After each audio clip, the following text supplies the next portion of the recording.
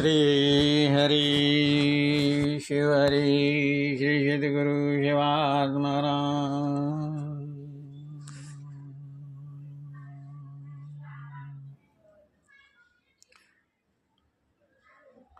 खोजो खुद के भीतर खुद को, खोजो खुद के भीतर खुद को, बाहर कहाँ ढूंढत फिरत मंदिर मस्जिद गिरजाघर गुरुद्वारा बाहर को।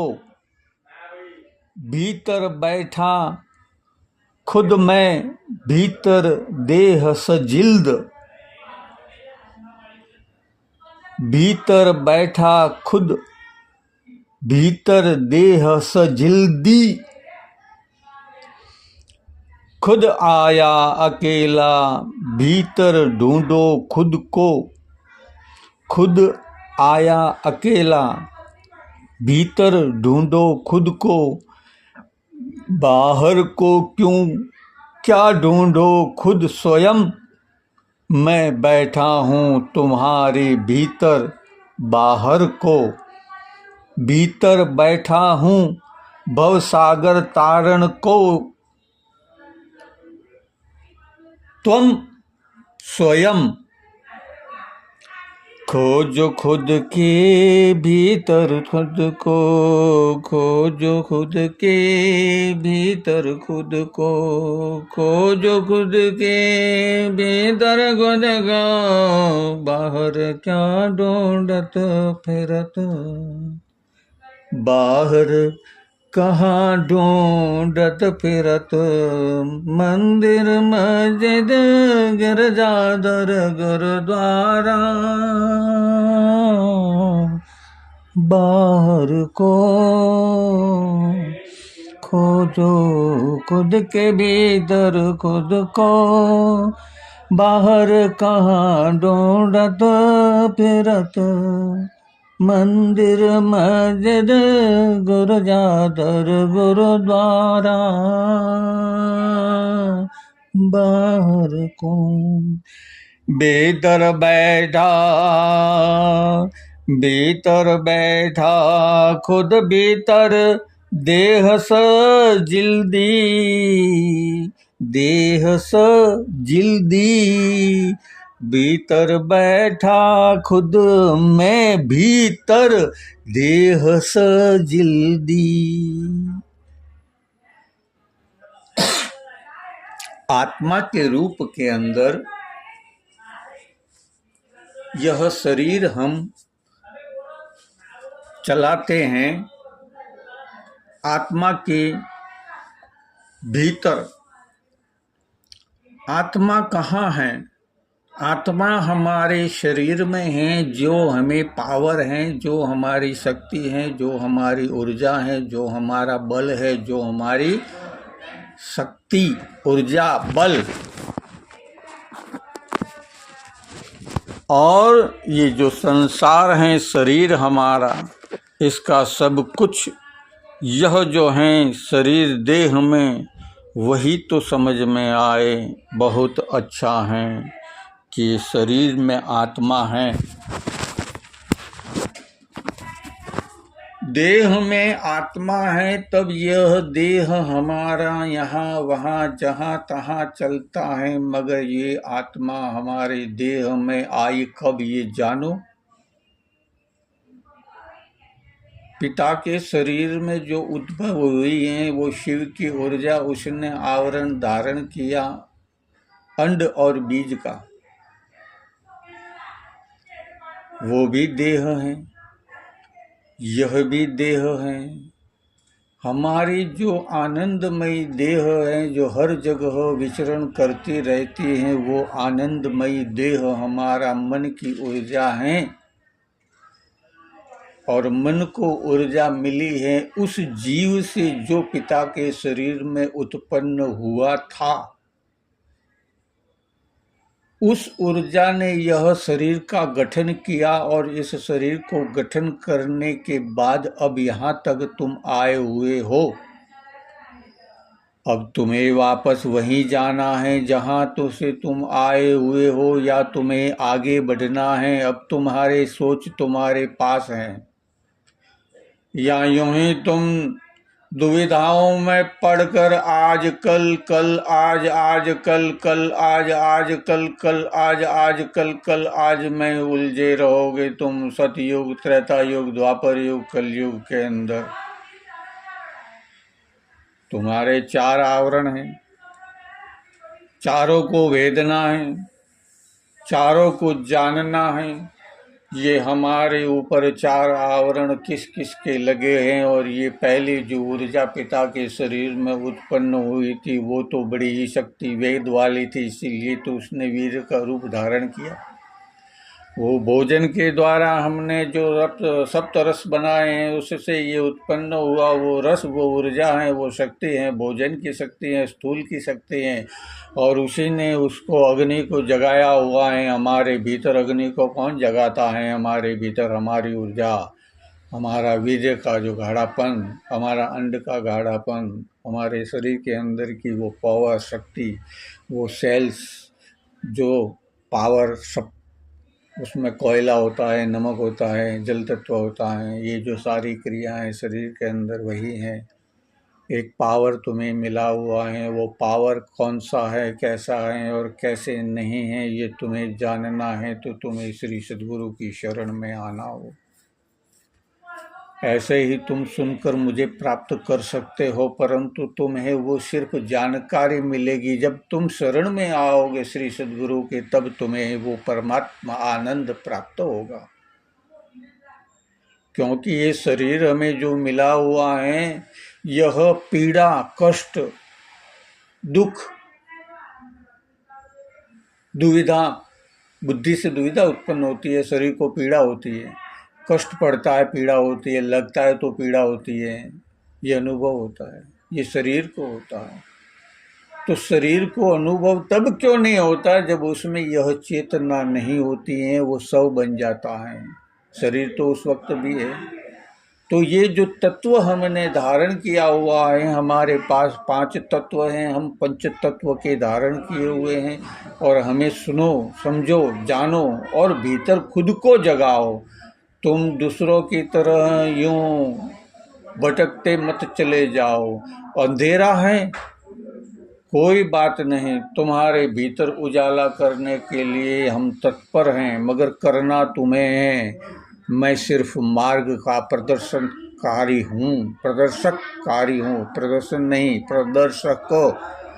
ध्यान रखना, पथ प्रदर्शक हूँ, और उस पर चलना तुम्हें ही है। मेरे कहने से तुमने प्राप्त कर लिया ऐसा नहीं है। तुम सब कुछ चैन से सुख शांति चाहते हो, मन का आनंद चाहते हो, जब चाहो तब जैसा चाहो तैसा तुम रह सको इस संसार में। तुम्हारा मन, तुम्हारा मस्तिष्क, तुम्हारे अंदर रही हुई वो ऊर्जा के कारण सक्रिय हुई, और तुम्हारे शरीर के द्वारा वो क्रिया हुई। वो क्रिया, उस पावर, उस सेल की बहुत महत्वता है। ध्यान रखो, वो ऊर्जा जो प्राप्त हुई है हमारे शरीर के अंदर, कौन सी ऊर्जा? पिता के शरीर में उत्पन्न हुई ऊर्जा, और उसने यह देह धारण करके अभी आप में ये वो हम सभी हैं। अब ये ऊर्जा जो हमने धारण की हुई हमारे शरीर की है, इसी से हम क्या प्राप्त कर सकते हैं? इंड, पिंड, उष्मज और स्वेदज में यह पिंड जन्म, जो पिंड जन्म योनि है, जीव या जीव योनि है, उसमें मनुष्य जन्म ही एक ऐसा प्राप्त हुआ है हम सभी को कि हम उससे मुक्त हो सकते हैं। बाकी तो बंधन में सारा संसार डूबा हुआ है, और वो बंधा हुआ है। किस तरह से बंधा हुआ है? अब यही भी समझा रहे हैं श्री सद्गुरुदेव कि ये तो प्रेम का बंधा वो डोर है, कोई देख न पाए, मगर वो प्रेम के पीछे कौन छल करे, कौन कपट करे, वो तो उसका ही है, उसको ठगता जाए। मुझे कोई फर्क नहीं है कि तुम मुझे ठगो, तुम मेरे हो या नहीं हो, मुझे ठगो, मैं ठगाने के लिए ही यहाँ आया हूँ। और तुम कितना ठग सकते हो मुझको? अब जितना तुम ठगोगे तुम खुद को, उतना तुम गहरे गर्त में चले जाओगे, अंधेरे में चले जाओगे। उजाले में आना है, भीतर ज्योति प्रकट करनी है, भीतर अपने को, खुद को जानना है कि मैं ये संसार में क्यों आया हूँ। या दूसरे ये लग 84 की पशु योनियाँ हैं, इंड, पिंड, उष्मज और स्वेदज, उसमें तुम ये बसे हुए हो। अब तुम्हारे मन के अंदर क्या है, वो मन ही तुम्हारा क्रियाओं का कारण बनता है, ध्यान रखना। बार बार गुरुदेव ने समझाया है, उन्होंने जीकर समझाया है। अगर हम वो देख लें और जीना सीख लें, जैसे बुद्ध ने संसार की पीड़ा को देखा, ये शरीर इतना बलिष्ठ है, ये बूढ़ा भी होता है, ये बीमार भी पड़ता है, इसको एक दिन जलाना भी पड़ता है, यानी इसमें से वो चेतना निकल जाती है, जो ये कुछ कर नहीं सकता। ये देखकर ही ज्ञान लिया था, आत्मज्ञान। इसीलिए श्री सद्गुरु शिवात्मा रामदास हम सभी को बार बार समझा रहे हैं कि मैंने मेरे भीतर किसको धारण किया हुआ है, सत्य को या असत्य को। अब सत्य पे चलना बड़ा कठिन है, इसीलिए लोग असत्य का सहारा ज़्यादा ले रहे हैं, असत्य को ज़्यादा महत्व दे रहे हैं। इसीलिए तो ये बताया है ब्रह्म रावण ने, ब्रह्म रावण कौन सा, कि जिसने जान लिया शिव को और शिव की माया को उल्टा समझाना है। सीधा समझाओगे तो कोई नहीं समझेगा, वेद पुराणों में लिखा है, किसी को समझ नहीं आती। परंतु हम देख रहे हैं ये संसार में जो जी रहे हैं, जो कैसे जी रहे हैं, ऐसे जी रहे हैं कि अब उनको क्या कहूँ मैं। वो जी रहे हैं, ऐसे जी रहे हैं कि अब उनको क्या कहूँ मैं। वो अज्ञानी होकर जी रहे हैं। जब तक वो नादान होता है तब तक उसका ध्यान ईश्वर रखता है, ध्यान रखो। इसीलिए परमात्मा का रूप बताया है बालक को, चाहे वो कोई भी हो, इंड पिंड उसमें स्वेदज में, परंतु वो हम स्वीकार नहीं करते हैं। हमने तो अपनी मूल बात को समझा ही नहीं है कि हम कौन हैं, कहाँ से आए हैं, क्यों आए हैं, और पहले कहाँ थे, कैसे थे, क्यों थे और कैसे हुए, और अभी क्या हैं, और भविष्य में हमें क्या होना है, क्या बनना है। क्या जानो, समझो, देखो, अनुभव करो, सोचो, विचारोगे तभी आएगा ये। बिना सोचा विचारे कुछ आएगा नहीं। हम देख रहे हैं अराजकता का साथ लोग दे रहे हैं, क्योंकि उन्हें अराजकता इसीलिए चाहिए कि अराजकता होगी तो उनको अधिक लाभ मिलेगा। इसीलिए रावण का साथ देने के लिए राक्षस वृत्तियों वाली है, जिनको जो बैठे बैठे मिल जाए, भोजन तो मुझे करने की जरूरत है, क्या कोई पुरुषार्थ करूं तो करूं मैं क्यों, पुरुषार्थ करूं तो करूं मैं क्यों, मैं पुरुषार्थ क्यों करूं जब मुझे बैठे बैठे मिल जाए। अब तुम्हें पुरुषार्थ करना नहीं, बैठे बैठे मिला हुआ है, तो बैठे बैठे तुम खाओगे तो तुम्हारा जो ये शरीर है, यह ऊर्जा को पचा कैसे पाएगी। यह ऊर्जा को पचाने के लिए शरीर से पुरुषार्थ करना पड़ेगा, तो तुम्हें लंबा और स्वस्थ आयुष्य प्राप्त होगा। अब तुमने वो पुरानी पुरुषार्थ क्रिया जो तुम्हारे बाप दादा खड़े खड़ के करते थे, जो माताएं जंगल में जाती थी, लकड़ियाँ काट के लाती थी, गौचारा को जाती थी, गौओं को पालती थी, उनके गोबर इत्यादि को संभालती थी और उनको सुखाकर कंडे बनाती थी, और कपड़े धोने के लिए वो नदी तालाब पे जाती थी, और वो कुएं पर पानी भरने जाती थी, जिससे उसकी लेफ्ट राइट एक्सरसाइज होती थी। वो सारी ही हमारे इस कलयुग ने बंद कर दी है। कलयुग मतलब क्या, कि कल पुर्जाओं वाला युग, जिसमें तुम्हें निष्क्रिय कर दिया जाएगा। मैं निष्क्रिय हूँ, मैं कुछ नहीं करता हूँ, मगर सब कुछ हो रहा है अपने आप, मुझे करने की ज़रूरत नहीं है, क्योंकि मशीन रख दी है। और मेरे गुरुदेव कहते हैं कि मुझे करने की ज़रूरत नहीं है, वो तो कर रहे हैं मेरे भीतर बैठे हुए मेरे राम, मेरी ऊर्जा, मेरी शक्ति, मेरा ज्ञान, मेरी बुद्धि, मेरा विवेक, और मेरी तत्व बुद्धि और सत्व बुद्धि और तारण बुद्धि को प्राप्त होगा, तभी जाके हम अपने आप को, विवेक बुद्धि को प्राप्त कर पाएंगे। धी मही, धी यानी बुद्धि, मही यानी प्राप्त करना। प्रचोदयात, जो मैं उसकी शरण को समझूं, उसके तत्व को समझूं, उसकी ऊर्जा को समझूं, उसके ज्ञान को समझूं, उसके बल को समझूं, उसकी बुद्धि को समझूं। बुद्धि सभी के पास है, बल सभी के पास है, ज्ञान सभी के पास है, सब कोई पढ़ा लिखा हुआ है। बच्चा है वो नासमझ है, वो कभी अपने चाह की इच्छा में कभी एक दूसरे पर घाव कर देता है या वो उसको क्रोध आ जाता है बालपन में। क्यों? वहां से वो समझदारी आ गई उसको। अब उसको समझदारी आई इसीलिए उसको क्रोध आने लगा, नहीं तो क्रोध बालक को आता नहीं है, परमात्मा को क्रोध नहीं आता है। क्रोध उस मनुष्य जन्म में मनुष्य को आता है, उस प्राणी को आता है भय। भय उस बालक को मालूम चलता है कि मृत्यु क्या चीज है, और आनंद उस बालक को मालूम चलता है कि आनंद क्या चीज है। स्नेह उस बालक को मालूम चलता है कि स्नेह क्या चीज है। वो अपने तत्व को पहचानता है। परंतु मनुष्य एक ऐसा तत्व है कि उसने अपना तत्व खो दिया है और पशुओं का तत्व को धारण करके उस जगत की माया को चाहते हैं। बस ये मुझे मिल जाए, वो मुझे मिल जाए, ये मैं छीन लूँ, उसको मैं छीन लूँ, वो मेरे पास हो जाए, मेरे पास 2-4 बंगले हो जाए, मेरे पास 2-4 गाड़ियां हो जाए, मेरे नौकर जाकर काम करे। बस ये चाहते हैं, मगर खुद पुरुषार्थ नहीं करना चाहते। अब गुरुदेव ने आगे भी समझा है कि तुम पुरुषार्थ नहीं करोगे चलेगा, मगर तुम मन को निष्क्रिय मत करो। मन को क्रियाशील रखा हुआ है, उसको निष्क्रिय मत करो, उसको क्रिया दो, उसको मार्ग दो, उसको रास्ता बताओ। क्योंकि हमारा मन हमें दौड़ाएगा माया की तरफ, और माया क्या करेगी? हमको भटकाएगी। तो हम जब आंख खोल कर देखेंगे कि बंद करिए आंखों से भी देखेंगे, अगर मायाधीन है तो वो मायाधीन ही रहेगा। जैसे कि अब आपको क्या समझाऊं, अब यही तो समझाया है महाभारत में कि माया के अधीन ऐसे रहते हैं कि जैसे कौरवों को साथ देने वाले कितने बड़े धुरंधर थे, और रावण को साथ देने वाले कितने बलवान, बुद्धिशाली और बलशाली और ज्ञानवान थे। उन्हें सब कुछ मालूम था, वर्तमान भूत भविष्य का भी, वर्तमान भूत भविष्य का भी, मगर फिर भी उनको वो करना पड़ा, और हमें भी करना पड़ेगा। मगर हम करेंगे कब?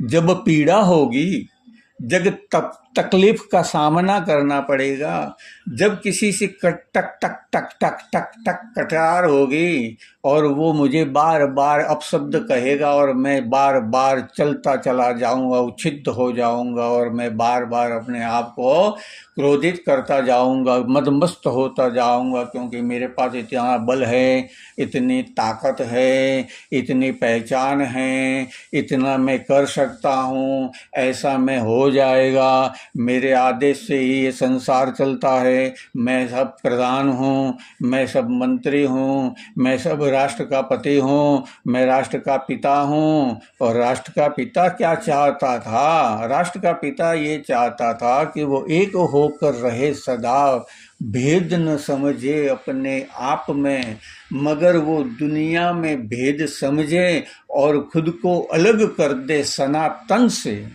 ध्यान रखना, सनातन से अलग कैसे करना है? खुद को खुद से दूर करने का काम ही है शैतान का। शैतान का काम क्या है? खुद को खुद से दूर करने का काम है। और कलयुग में यही है कि जो दिखाया वही तुमने सच मान लिया, सच्चाई को जानते ही नहीं। सच्चाई को जानना है तो तुम्हें प्रयत्न करना होगा। मुझ पर क्रोध करने से या मुझे अधिक प्रेम करने से तुम्हें वो चीज प्राप्त नहीं होगी। वो सिर्फ जानकारी मिली है कि मैं ये मार्ग बता रहा हूँ कि मैं मुक्त हूँ, आप मुक्त हो जाओ। और मुक्त होने के लिए संसार में माया से परे होना है। और माया कौन सी है? परमात्मा ने चुगा दिया है और चूक भी दी है, चौंच भी दी है और चुगा भी दिया है। और चुगे का प्रबंध शिवात्मा रामदास कहते हैं कि उन्होंने पहले किया हुआ है। मेरे जन्म से पहले मेरे माता के स्तन के अंदर वो अमृत छलक आए, अमृत छलक आए। माता के दो स्तनों से मैंने, ध्यान रखना, मैंने और तुमने, हम सभी ने माता के दो स्तनों से हमने क्या पिया है? अमृत पान पिया है। माया का पान पिया है। हृदय के पास वाला जो स्तन है वहाँ लक्ष्मी का वास है, वहाँ से प्रेम स्नेह शिव जी के कहाँ है, पूरे शरीर में विराजमान है, आधा पूरा अंग है, वो अर्धांगिनी है, वो शिव और शक्ति हैं, परंतु विष्णु भगवान के हृदय में विराजमान है और ब्रह्मा जी के बाजू में विराजमान है, क्योंकि वो उसी में से उत्पन्न हुई है ना, ब्रह्म से उत्पन्न हुई। मैं एक अमीबा, एक अकेला था और मैं मुझी से उत्पन्न हुआ, 1 से 2 हुआ, 2 से 4 हुआ, 4 से 8, 16, 32, 64 और ये संसार मेरा बढ़ता चला गया। अब उसमें कई मरे और कई वापस जन्म लिए, अब उत्पत्ति ज़्यादा हो गई, क्योंकि हर किसी का डबल करोगे और मरेंगे कम तो क्या होगा, ये बढ़ता जाएगा, स्पान होता जाएगा। अब ब्रह्मांड में ऐसे ऐसे तारे हैं जो स्पान हो रहे हैं, यानी कि फैला रहे हैं अपने आप को, क्योंकि ये ब्रह्मांड के अंदर, अंतरिक्ष के अंदर ऊर्जा का विस्तार हो रहा है। इसको आप यहाँ से सीधे चले जाओगे तीर की तरह, कहीं मुड़ना नहीं है आपको, कहीं मुड़ना नहीं है, सीधा तीर से, जैसे यहाँ से पृथ्वी से निकला और ब्रह्मांड में आकाश में निकला और आकाश से अंतरिक्ष में गया और अंतरिक्ष से वो चलता ही चला जाएगा, तो भी उसका कोई अंत नहीं है। और अंत इसीलिए नहीं है कि मैं बेअंत हूँ, मैं यहाँ बिंदु हूँ, मैं यहाँ बिंदु हूँ और मैं अनंत हूँ। आप भी बिंदु हैं और आप भी अनंत हैं, ये भी बिंदु हैं और ये भी अनंत हैं, ये भी बिंदु हैं, ये भी अनंत है, वो भी बिंदु है, वो भी अनंत है, और मैं और आप अनंत हैं। इसीलिए हम अनंत और अंत, अंत अंत है नहीं, अनंत हैं, और अनंत का कभी अंत होता नहीं। फिर अनंत का अंत नहीं होता है तो फिर ये कष्ट किसे पड़ता है, ये जानते हो ना, ये उस जीव को पड़ता है जो पिता के शरीर में उसका डीएनए बन के इस शरीर में आया है, और इसके शरीर के अंदर उसकी परीक्षा होती है, कर्मों की परीक्षा होती है, और कर्म के साथ साथ में क्रियाओं की भी परीक्षा होती है, जो हमारे भीतर हम क्या सोचते हैं, क्या उसमें से संवेदनाएं यानी तरंगे निकलती हैं, क्या उसकी ऑरा बनती है, और क्या उसकी ऑरा कहाँ तक फैलती हैं, या वो अंदर भीतर से अपने आप को हताश देखकर क्रोधित हो जाता है, या जानता हूं मैं कि क्रोध करना बड़ा क्या है, बड़ा पाप है, क्योंकि मैं खुद ही पर खुद को क्रोध करता हूँ। मगर क्रोध करना पड़ेगा, अगर क्रोध नहीं करोगे तो तुमको नहीं बचा पाओगे। डरा हुआ व्यक्ति अपना रक्षण ही करता है और निर्भीक व्यक्ति सामने वार करता है। सनातन को इतना ही कह रहा हूं कि तुम निर्भीक हो, क्योंकि तुम मृत्यु को प्राप्त करने वाले नहीं हो, तुम अजर हो, अमर हो, तुम्हें मृत्यु प्राप्त नहीं होगी, तुम अजर हो, अमर हो। आज भी हमारे यहाँ भारत में सीमा रेखा पर एक वो आत्मा है जो सनातन है, उसका आज तक पगार चालू है, वो सच्चा परमात्मा का यानी कि इस भारत का पुत्र है, जो संवेदना अंदर से जागी हुई है, उसने स्वयं को भीतर जगाकर इस ब्रह्मांड भारत की रक्षा की है। भले वो भेद होता गया, अब तुमको क्या समझा रहे हैं दास्यवात्मा, तुमको पहले हमने हराया और फिर तुम मुझको हराने को आए, और मुझको हराने के लिए जब तुम आए तुम हारे हुए थे। जैसे कर्म का फल रावण के भाइयों को भी मिला और कर्म का फल दुर्योधन के भाइयों और उनको सहयोग करने वाले को भी मिला। तो भगवान की जो 18 अक्षिणी जो सेना थी, उन्होंने क्या दोष किया था, उनको क्यों अपना देह प्रजा को गंवाना पड़ा।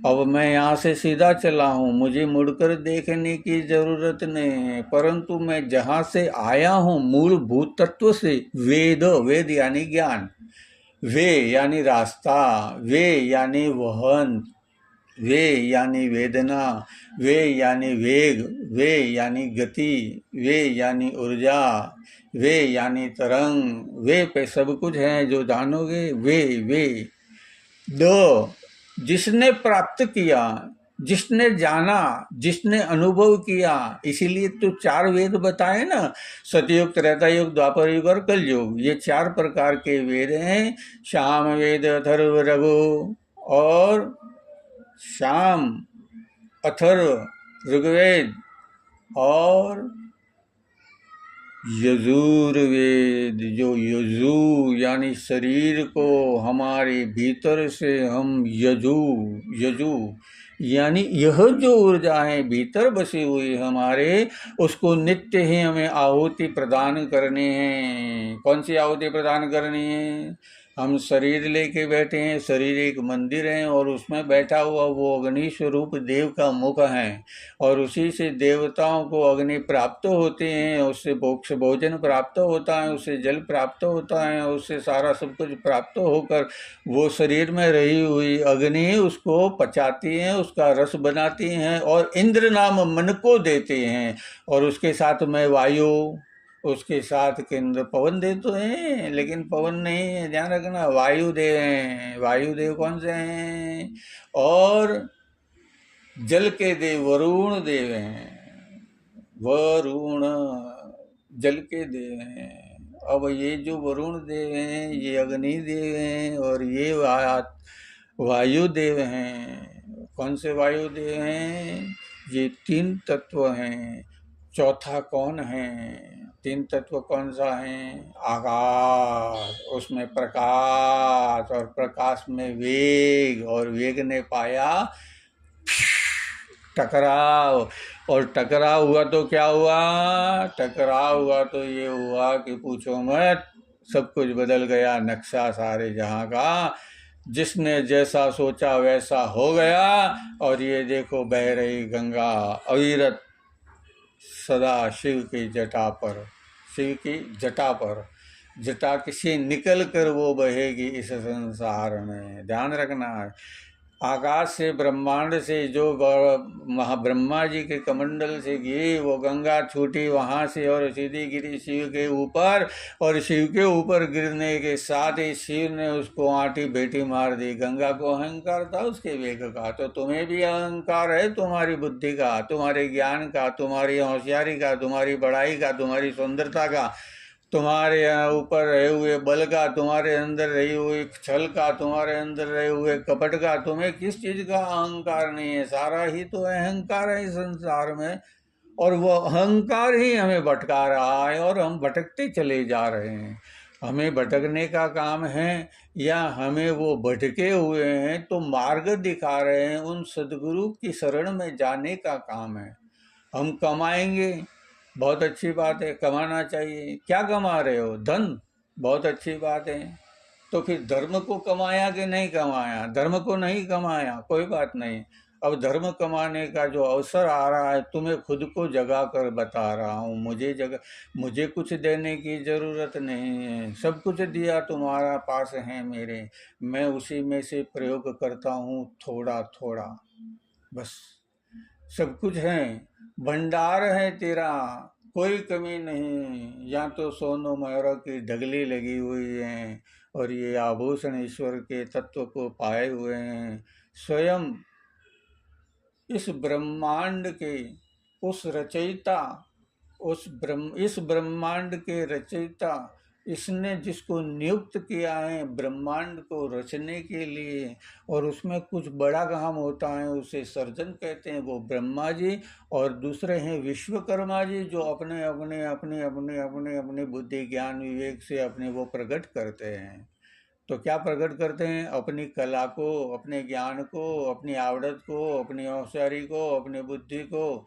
और देख, बात यही है कि फिर से चला आया वही समय जो पहले था, कभी झोंपड़े थे मिट्टी के बने हुए और छत पर भूसा बेल था, और आज देख रहा मैं उस झोपड़ी को कि वो ऐसा कैसे था, और था तो कैसे था वही जानना है खुद को, अब समझना है खुद को, अब बताओ खुद ही क्या करोगे। खुद को खुद जगाओगे या कोई तुम्हें मारेगा पीटेगा, तुम्हें लड़ेगा बोलेगा, तब तुम जानोगे सत्य क्या है और असत्य क्या है, ये तुम्हें मालूम है।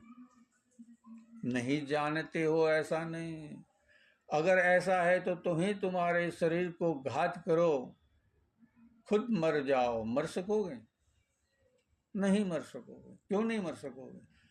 क्योंकि तुम्हारे ये शरीर से मोह है, और शरीर से मोह इसीलिए है कि तुम मरे हुए नहीं हो, जिंदा हो। और जिंदा हो तो ये शरीर का मोह है, और शरीर का मोह है तो मृत्यु है। और शरीर का मोह नहीं है तब भी मृत्यु है, ध्यान रखो। शरीर का मोह नहीं होता तब भी मृत्यु है। इसीलिए अश्वस्थामा बलि व्यास हनुमंत विभीषण पूर्वाचार्य परशुराम सत्य चिरंजीवी अष्टमेव मार्कंडे ऋषि में शिवात्म रामदास स्वयं सर्जन करता। आप सभी उसमें, मैं आप ये वो हम सभी हैं। अब इंड पिंड उष्मद और स्वेद चारों योनियों में, कौन सी योनि है? 4 योनि है ना, इंड पिंड उष्मद स्वेद। इसी के अंदर हमें शरीर प्राप्त हुआ है, उसमें चेतना प्राप्त हुई है, उसमें ज्ञान प्राप्त हुआ है, उसमें बुद्धि प्राप्त हुई है, उसमें हमने सब कुछ पाया है। मगर क्या पाया है, क्या देखा है, क्या जानते हो तुम? कुछ नहीं जानते भीतर से तुम जरा सा भी। जो कुछ जानना है जान लो तुम यहाँ वहाँ भी। अब जानोगे तभी ही तो पाओगे। बिन जाने कैसे जानोगे, कैसे मिलेगा, कैसे पाओगे खुद को? अब खुद को वही तो समझाना है कि समझ जाओ तो बड़ी बात।